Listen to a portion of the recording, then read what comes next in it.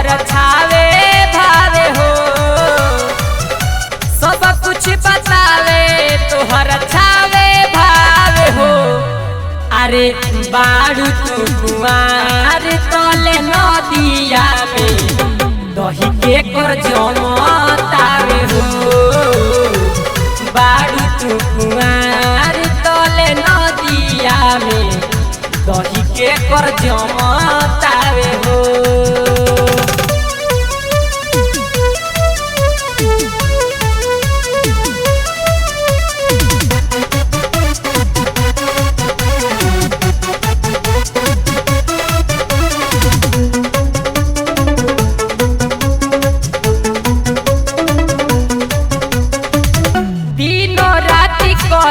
तारू सखिया बजाई करना में मुँह मार तबे कौन आई।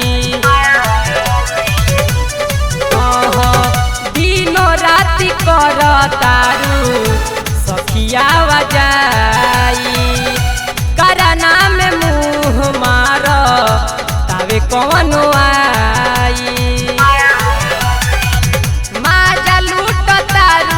तोहर लहल तारे हो माजा लूट तारू तोहर लहल तारे हो। अरे बारू तू कुआर तोले नदिया में दही के कर जमतावे हो, बारू तू कुआर तोले नदिया में दही के कर जमतावे हो।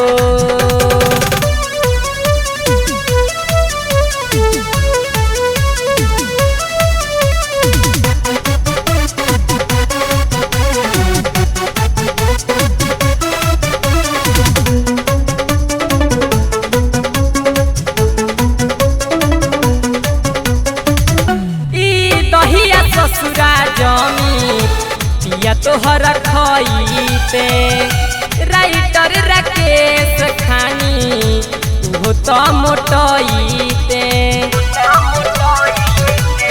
हाय हाय ई दहिया ससुरा जमी पिया तोहर खईते राइटर राकेश खानी तू तो मोटईते।